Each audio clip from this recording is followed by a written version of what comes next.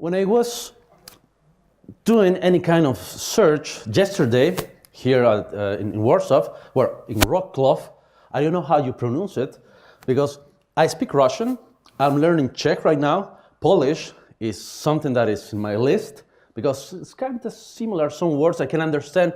I will say 70% when people are talking in Polish, so which is nice, but still, I'm trying to do my search always in local language. I couldn't find a lot of results because today we're talking about featureless snippets, and of course you have a preview of the information that you're searching, right? And let's take a look how to get those featureless snippets. First, this is us. In our research, we analyzed 6.9 million featureless snippets. So this is a huge piece of information that we have in this research. And of course, we also analyze 80 million keywords that are actually activating those featureless snippets, right? For most of those keywords, we found out beautiful results that we want to show you today. But let's start from the beginning. Why you need to care about these featureless snippets? Are there something good? There's something bad? A lot of agencies, a lot of SEOs, they say, oh, these featureless snippets, the so-called position zero, many people call it like that. They say they're stealing the traffic from our website, but it's not the case all the time. Why? Because when you're searching for something, for example, today, what is the weather, right? You will have the result, and you're not gonna click on that result. You're just gonna see the preview, and that's it. That's what happens with those type of searches. But again, why you need to care about this? Well, first of all, they're gonna give you more traffic, because they are big. They are invading the first page of Google, and the space is really nice. You have a piece of text, you have a picture, and of course you have all the information that you need to have in a preview. Let's repeat that again. That's a preview of the information. And of course, you can increase the CTR. People are gonna click on that result if you are smart. Why? Because a lot of people, they don't know. I will show you some examples. They don't even know that they have earned featureless snippets. That's fantastic. Yes, that's real. And of course, you will have more revenue, but brand awareness. You are in the first place, and people are gonna see your results. And of course, that's the foundation of voice search. Why? Because right now, most of the voice devices are using the featureless snippet answer to show their result on voice. So if you are formatting your content for a featureless snippet, you will have also voice search. Fantastic, right? So let's try to understand more about featureless snippets. During our research, we found out 3 types of featureless snippets. First one, the paragraph. So this is my favorite one, because this is yesterday, right? I was trying to understand, can I drink tap water here in Wrocław? Okay, this is the first answer. Do not drink water straight from the tap. Okay, that's good to know. But all the information that is there is not relevant for me. Why? Because the tallest building in Wrocław, Sky Tower, under construction. What is that information doing over there? I'm not asking about that. I'm asking about tap water. So the snippet is right but wrong, because it's give me the information that I need in the first sentence, right? Do not drink tap water. Okay, that's something really bad for me, because I don't love to buy water from a bottle, but still. But all the information that is here is not so relevant. So that makes me think that people are not using this wisely. So let's take a look at the second example. So this is the paragraph snippet. You have the text and you have the results. And you can see a lot of other results over there. Actually, that's the site Visit Wrocław, and they are on the top of TripAdvisor, right? So TripAdvisor, with their 17, 18 million results, so many pages, they are below of that result, which is impressive. But that result is not relevant. This is the second one, the list featureless snippets. This is a good one. This is a must-have. So if you have this kind of information in your website, you need to have a list. So how to get rich snippets, right? So you have there an ordered list, 1, 2, 3, 4, 5, and you have the information that you need, but also you have a picture. So let's take a look on the picture over there. Yeah, it's good, but if you click on that picture, it doesn't belong to the original source. So Google sometimes, well, a lot of times, is taking the picture from one source and it's showing the information about another source. Why? Because the picture was not formatted for this result. And of course, the list is giving me all the information. I will not gonna click on that result because I have all the information. How to get rich snippets? 1, 2, 3, 4, 5, 6, done. I'm not gonna click on the result. So I need more points over there, right? The third one is the table feature snippet. So this is a beautiful one. Why? Because just like, take a look on that. You have all the information really good structured. Years, so my search was World Series MVPs. And here you have the name of the players, you have the date, you have also another search features over there, but that's the important information that I wanted to have. So this is a beautiful result and is the third category of feature snippet. So first one, the paragraph feature snippet, second list, and the third one, the table. So what type of keywords are activating those type of results? This is a research based on the United States database. So let's try to understand a little bit how it's structured over there. So the first portion of the keywords are the question keywords. So it's 41%. So it's a huge amount. And that number is growing. Why? Because that's the normal way how people are searching. How to do that? Why I need to do that?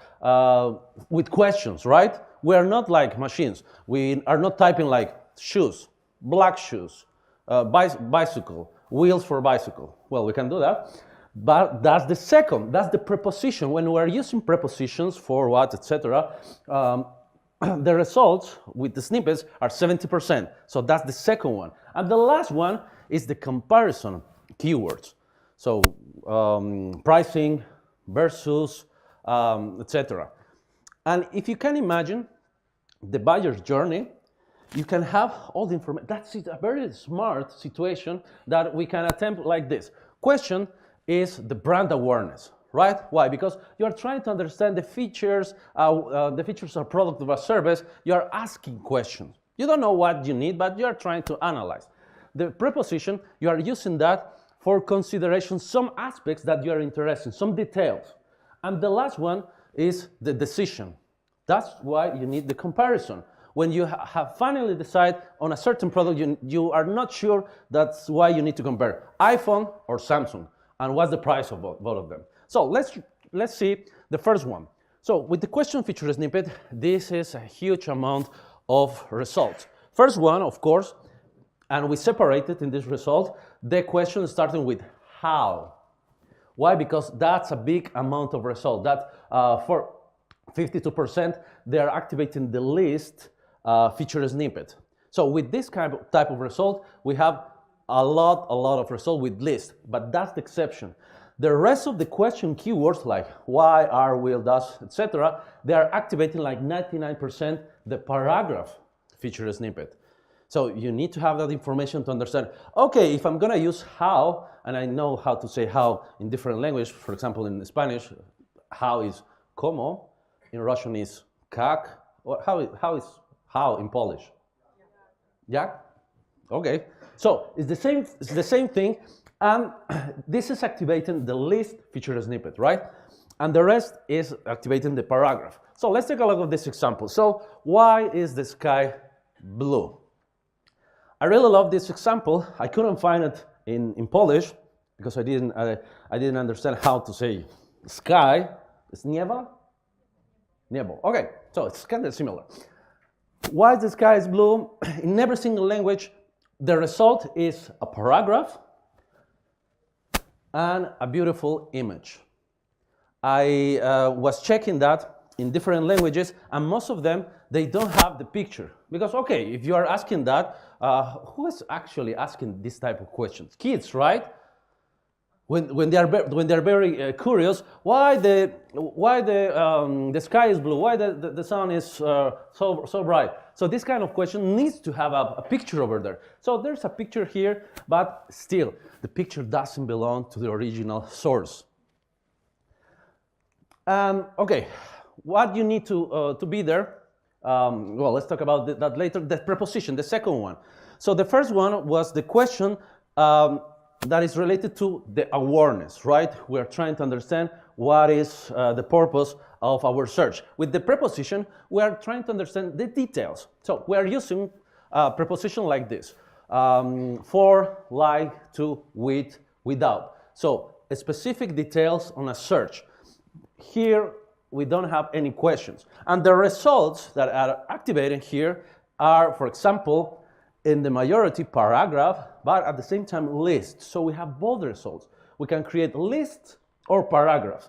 The last one is the table, but we have a lot of lists. So let's take a look at the example. So iPhone without SIM card. You can see at the first result we have the carousel, Google Shopping, and the second one, okay, we have the result, this is a paragraph, and we have the picture, of course, and once you've completed the setup process, remove SIM card, actually there's really valid information about what I'm searching. iPhone without SIM card. It's not a question, it's a keyword with preposition, and I'm receiving as well a paragraph feature snippet. So what we need to do to be there? We're going to talk about later. Let's see the comparison feature snippet. That's the last one. The last one for the buyer journey, that is awareness, consideration, and this is for decision. Why? Comparison is really great for e-commerce, for products. Why? Because this is the final stage when you finally analyze all the things that you want for a product or service. You want to understand, okay, what's the value of this? What's the price of this? And here we can use words like compare, pricing, price, comparing, and so many others. But these are the most relevant ones because compare, pricing, and so on, they are activating more the paragraph feature snippet. The second is the list, and the third place is the table. So these kind of keywords are really good for the final stage of the process. Why? Let's take a look at this one. So we have here prices, princess cut versus round cut, when you have a ring, when you're making a proposal, for example. And we have, of course, the results of the carousel, and we have the feature snippet with the relevant information about it. So we don't have a question, we don't have a preposition, we only have the comparison injector there that is versus. And we have the feature snippet. So using the comparison, we can put our clients, our users in the final stage. Okay, if you want that or that one or the another one, I'm gonna give you the information so you can decide which one is the best for you. And we have the first result. Carat for carat, you're likely to find that the square princess diamonds are more affordable than round. That's it. I'm going for the princess cut, for carat and carat on diamonds. And let's understand how to format. We know already the types, we know already the keywords, how to get those feature snippets. So for the paragraph feature snippet, let's start with it. We found out during our research that 43 words or 46 words are the average to be shown over there. If you have more words, you can be also there. The maximum of words that we found out is 84. But our recommendation here will be to use only the average. Why? Just be sure that your content is going to be prepared to have that feature snippet. And of course, that could be in characters 272. So, the list of recommendations. Create paragraphs no more than 40 or 60 words range. Be succinct. The information that is need to be included there needs to be very easy to understand. Nothing really very technical. And of course, nobody's gonna push your content with giant pieces of text. If you are formatting your content for feature snippet, avoid giant walls of text. And of course, also we found out that the hierarchy of your content needs to be really well structured. Why?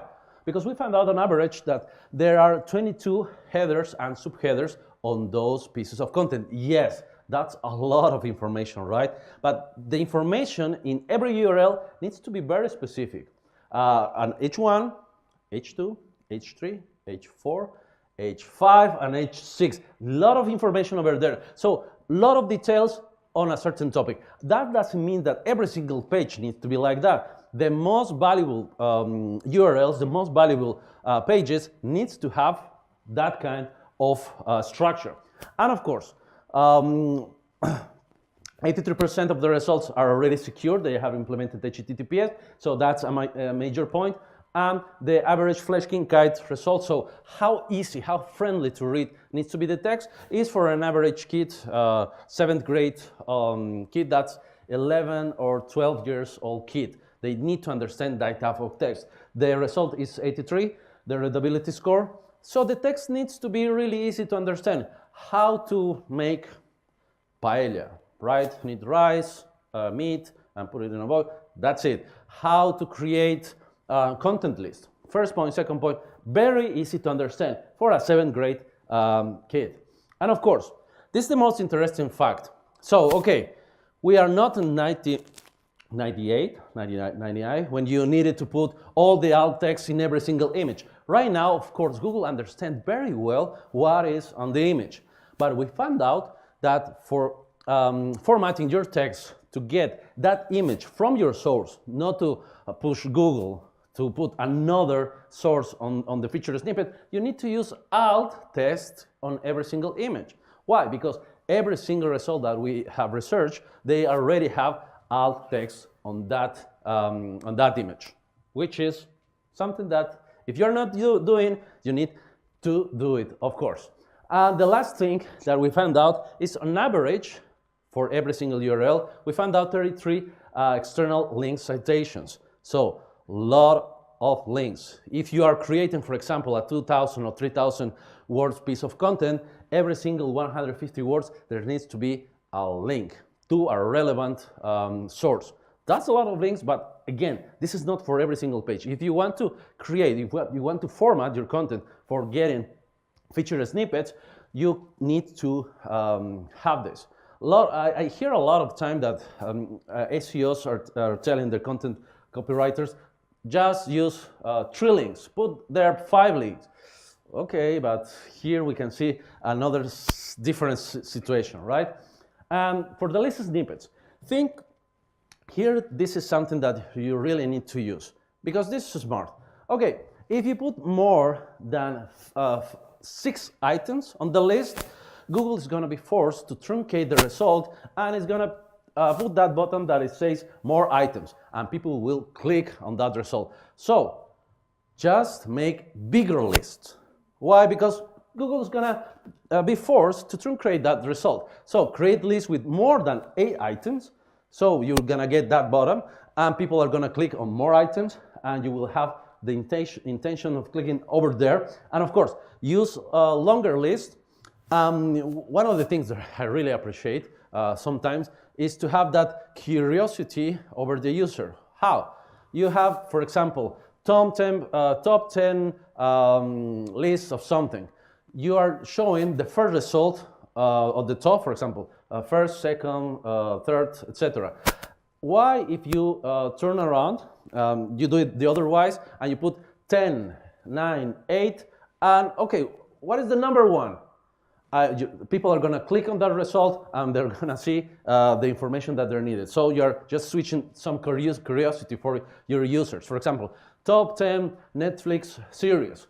Okay, what's the number? I want to see what's the number 1. But for checking the number 1, you need to click on that result. For table snippets, you can do the same. You need to use more of the average results. So the results here, we saw that the average is 6 rows and a maximum of 7. And again, to force Google to truncate that result, you can just use more than 5 rows and 7 columns. And you will have that button, and Google will truncate that, and you will force users to go to your website. That's it. And of course, the images. Google was telling us that, okay, for formatting your images for feature snippets, 4 to 3, the landscape mode for images is the right one. We made a lot of tests and we found out the right size for a feature snippet. That is 600 wide and 425 high. That's it. Format your images, and as I showed you at the beginning, don't be forcing Google to show another image with your own content. You just need to format your images as well. And this is the cheat sheet. You just need to copy this, share with your content writers, copywriters, and go for those feature snippets. For the paragraph, that's the average number of words. For the list, for the table, for the images, just work that way with the content that you are creating, and that's pretty much it. But we found out something else. We found out that if you are using, for example, position tracking, you can have the list of all your keywords and you will receive the opportunities for those features. Well, first of all, you will find those feature snippets that you have. This is a project on SEMrush, and you will find out which keywords they already have feature snippets. And we have a function here that is showing the possibilities for you, the opportunities for more, for acquiring more feature snippets. And again, you need to learn about how many of your keywords they can be matched for feature snippets. So you can go, for example, this is organic research, and you can see a picture, a screenshot of the search result and see, okay, this keyword have a feature snippet. I need to check if everything is good with it. If the text is relevant, if I need to format the image to be there. Why? Because if you already have that feature snippet and it's not formatted for be showing there, when some one of your competitors are gonna work on the format, they're gonna be pushing Google to show their results, not yours, as I showed at the first result that I was presenting today. And of course, you can see how many of them they have your competitors as well. And if you have, for example, I don't have any idea how people are searching for my products, for my services, just transform your key keyword into a question. So you have here, for example, Wikipedia, and here we are giving you all the questions that people are doing for Wikipedia, or for any other questions, or for finding ideas like you can do with Answer the Public or with topic research at SEMrush. Just put there your topic, and we will find out how many questions are around of that topic. And again, thank you very much.